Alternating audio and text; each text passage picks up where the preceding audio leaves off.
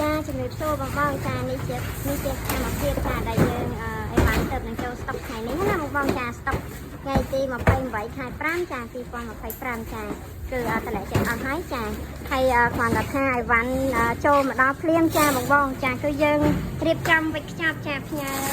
បងបងដេប៉ូតាមខេត្តភ្លាមតែម្ដងចានិយាយទៅគឺអត់ឲ្យបងបងចា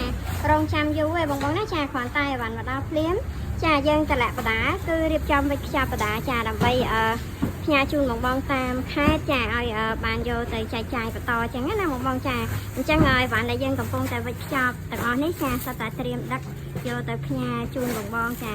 តាមខេត្តចាយកដឹកយកទៅដាក់វេនឡានណាបងបងចាផ្ញើជូនបងបងតាមខេត្តចាអញ្ចឹងគឺក្រុមការងារទាំងអស់គ្នាចាគឺញាប់ដៃញាប់ជើងមែនតើចាក្នុងការរៀបចំ